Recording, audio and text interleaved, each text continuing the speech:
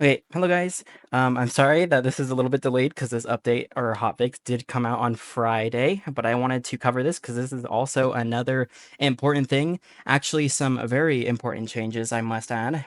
They have updated scrapbook entries. Some of the stuff wasn't actually showing up in the scrapbook, so this is good.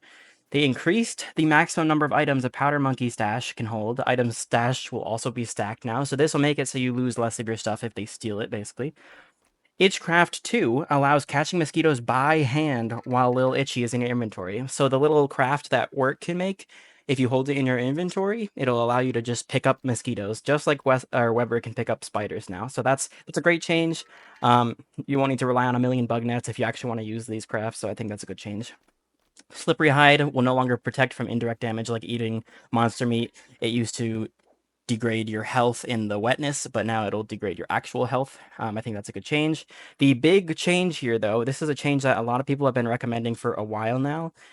If you actually give yourself this, I don't know the command of the Pearl right now, but basically, if you go over to Pearl and you give her the cracked version of the Pearl, so after you fight Crab King and you give him the Pearl, after you're done fighting Crab King, it drops a cracked pearl. And if you give it to Pearl, it'll change the rest of the messages in a bottle. So after Pearl receives the cracked pearl, all future messages in a bottle will reveal a sunken chest. So this will make it extremely easy for farming treasure chests. And there's an actual reason now to farm Crab King because he drops messages in a bottle. And basically every time you kill Crab King, you'll be getting 3 or even 5 sunken treasure chest parts or things to find, and then you'll be able to use those sunken treasure chests to farm the trees, the new type of trees. So I think this is a great change. We actually have a way to farm it now. I always wanted a reason to farm Crab King because before he was just a one-shot boss, but maybe now it'll be worth farming him for the messages in a bottle. We'll have to see for that too. One of the big changes, this is for Winona, the teletransport stations now have unlimited range. So I don't know if this means it can work in the cave, but it means across the entire map, even if you're on one corner of the ocean to the other, you'll be able to teleport to your teletransport station.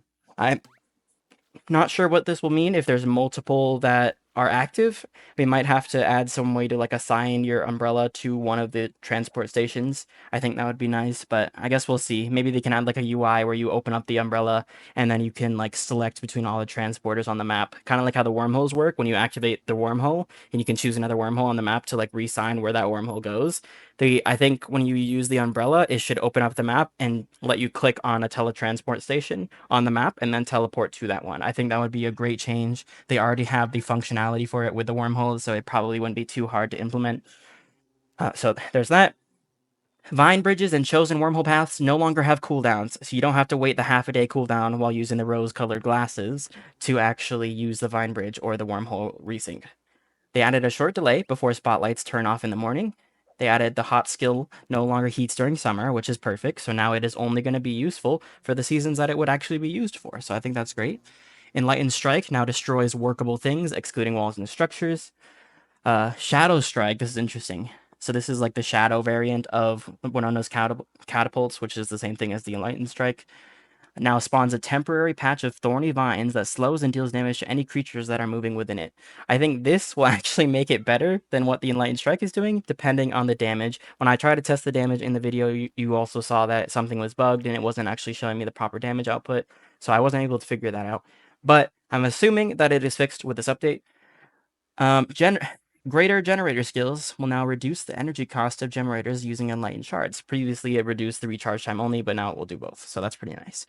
Catapult skill levels will now automatically update when they are armed, deployed, or receiving remote commands. This is a huge change that everybody's talking about. This one that I'm about to say. Catapults can now be manually armed by other characters, so they are backtracking to actually allow other characters to use the catapults again, which I think is a great idea because of how they handled this. So she's not just a swap character.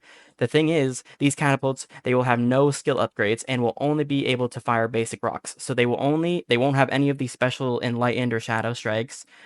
They won't have any of their faster rate of firing, so the 20% that Winona can have. They won't have greater AoE. They won't have all this other stuff. It will only be if there's a Winona there. And it says here in a note that Winona can still send commands to them, which will automatically upgrade them back to her level. I think this is a great change. If you were going to use them without Winona, they will be weaker, but you can still use them to farm bosses if you have enough of them. And if you want to actually use them as Winona, you'll be able to use them, and they will be much more effective. Great changes overall. It came with some bug fixes, but none of them that I believe were too notable for that specific thing. One change they did say is the exotic trees not using their specific fruit growth time. Maybe that means they'll grow back faster. Before it was 25 days. Maybe that means it was a bug and it's going to take a quicker time than that, but I guess we'll have to see when it officially comes out. I'll do another like complete guide on the beta when it comes out. I hope you guys enjoyed today's video though, and I will see you in the next one. Bye bye.